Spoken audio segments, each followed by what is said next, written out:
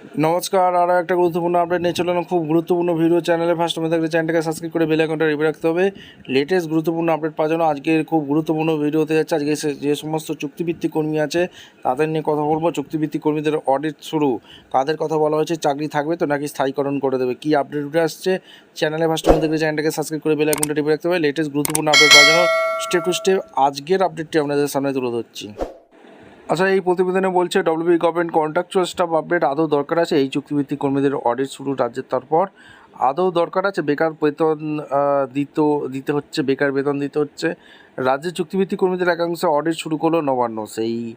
সেই অডিটের পরে কি কাউকে ছাঁটাই করা হবে, কি আপডেট উঠে আসছে, সেই আশঙ্কায় কিন্তু ঘুরছে। আচ্ছা, WB government contractual staff update. পশ্চিমবঙ্গের রাজ্য সরকারি দপ্তরে আউটসোর্সিং বা থার্ড পার্টি এজেন্সির মাধ্যমে নিযুক্ত চুক্তিভিত্তিক কর্মীদের নিয়ে এবার বড় সড়ো পদক্ষেপ করলো প্রশাসন।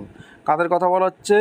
যারা এজেন্সির মাধ্যমে যুক্ত থার্ড পার্টি আউটসোর্স কর্মী, তাদের বড় সড়ো পদক্ষেপ করলো প্রশাসন।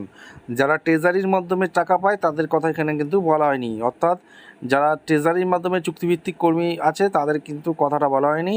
যারা আউটসোর্সিং বা থার্ড পার্টি কনসালটেন্সির মাধ্যমে যারা নিযুক্ত হয়েছে তাদের কথা এখানে বলা হয়েছে। বিভিন্ন সরকারি দপ্তরের কর্মরত এই ধরনের চুক্তিভিত্তিক কর্মচারীদের প্রকৃত প্রয়োজনীয়তা খতিয়ে দেখতে এবং নিয়োগ প্রক্রিয়ার কোনো আর্থিক অসঙ্গতি দুর্নীতি হয়েছে কিনা তা চিহ্নিত করতে একটি ব্যাপক ম্যান পাওয়ার অডিট শুরু করেছে রাজ্য সরকার। নবান্ন সূত্রের করে সংবাদ মাধ্যম দ্য টাইমস অফ ইন্ডিয়ার প্রতিবেদনে জানানো হয়েছে, বিভিন্ন সরকারি অফিসে ঠিক কত সংখ্যক চুক্তিভিত্তিক কর্মী বহিরাগত এজেন্সির মাধ্যমে কাজ করছেন, তাদের কাজের ধরন ঠিক কী, কতদিন ধরে তারা কর্মরত রয়েছেন এবং আউটসোর্স এজেন্সিগুলির মাধ্যমে তাদের বেতন বাবদ রাজ্যের কোষাগার থেকে প্রতি মাসে ঠিক কত টাকা খরচ হচ্ছে তার একটি নিখুঁত স্বচ্ছ খতিয়ান তৈরি করার লক্ষ্যেই সেই বিশেষ অডিট শুরু করা হচ্ছে।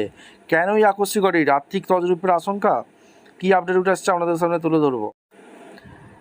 হিন্দুস্তান টাইমে বলা হচ্ছে, দীর্ঘদিন ধরেই বিভিন্ন বেসরকারি ভেন্ডার বা থার্ড পার্টি এজেন্সির মাধ্যমে কয়েক হাজার চুক্তিভিত্তিক কর্মী নিয়োগের ক্ষেত্রে স্বচ্ছতার অভাব এবং সরকারি তহবিলের অপব্যবহার নিয়ে নানা মহল থেকেই অভিযোগ উঠছিল। সংবাদ মাধ্যমে দ্য টাইমস অফ ইন্ডিয়ার প্রতিবেদন অনুযায়ী নবান্নের এক শীর্ষ আধিকারিক জানিয়েছেন, আগে ওয়েবেল বিভিন্ন ভেন্ডার বা বেসরকারি এজেন্সির কাছ থেকে কর্মী সংগ্রহ করে সরকারি দপ্তরে পাঠাতো। বিএসকে যারা কর্মী আছে তাদের জন্য একটা একদম বলেছে, কিন্তু 2023 সালের পর থেকে ওয়েবেল সেরকম কর্মী পাঠানো, টেন্ডারে অংশগ্রহণ করা বন্ধ করে দেয়। পরিবর্তে বর্তমানে কর্মীবর্গ বিভাগকে অধীনে থাকা ওয়েবেল টেকনোলজি লিমিটেড বিভিন্ন সরকারি দপ্তরে কর্মী সরবরাহের দায়িত্ব সামলাচ্ছে।